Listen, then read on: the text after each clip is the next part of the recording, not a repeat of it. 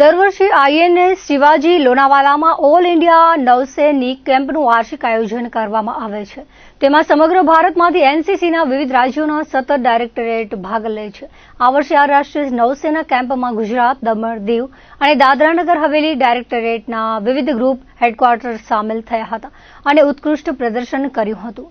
જેમાં ગાંધીધામના અનિતા દાસ અને ભુજના ઉર્વાંશ મારુને ગોલ્ડ મેડલ મળ્યો હતો. જામનગર એનસીસી ગ્રુપ હેડક્વાર્ટરના નેવલ યુનિટ્સે પણ ડ્રીલ સહિતની અન્ય સ્પર્ધાઓમાં ગોલ્ડ મેડલ પ્રાપ્ત કરીને સમગ્ર ગુજરાત રાજ્યનું ગૌરવ વધાર્યું છે.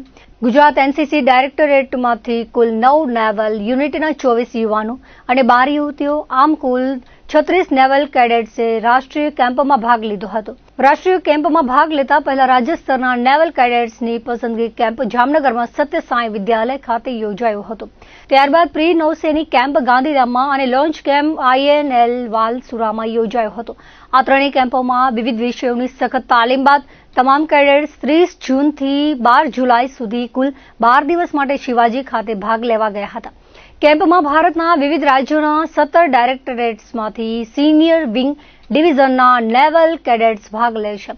તેમાં drill, boat pulling, firing, rigging, નેવીના વિશેષ વિષયો, સીમેનશીપ વગેરે ભારતીય નૌસેનાને લગતા વિષયોની સ્પર્ધાઓ યોજવામાં આવે છે. વિવિધ વિભાગોની સ્પર્ધાઓમાં આ વર્ષે જામનગર એનસીસી ગ્રુપ હેડક્વાર્ટરે કુલ 10 મેડલ મેળવ્યા છે. જેમાં 8 ગુજરાત નેવલ યુનિટ જામનગરે 3 ગોલ્ડ, 1 સિલ્વર તથા 1 bronze medal, 6 Gujarat naval unit ગાંધીધામે 1 gold medal, 5 Gujarat naval unit ભુજે 1 ગોલ્ડ તથા 4 ગુજરાત નેવલ યુનિટ પોરબંદરે 1 ગોલ્ડ, 1 સિલ્વર તથા 1 બ્રોન્ઝ મેડલ જીત્યો છે.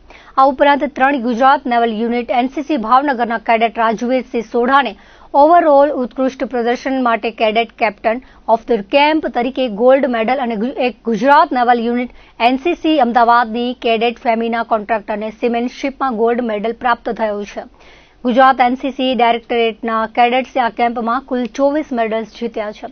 તેમની શાનદાર સફળતા અને સખત પરિશ્રમ માટે જામનગર એનસીસી ગ્રુપ હેડક્વાર્ટરના ગ્રુપ કમાન્ડર પી શશી દ્વારા તમામ કેડેટ્સને જામનગર એનસીસી ગ્રુપ હેડક્વાર્ટર ખાતે આમંત્રિત કરી અભિનંદન આપી પ્રોત્સાહિત કરવામાં આવ્યા હતા.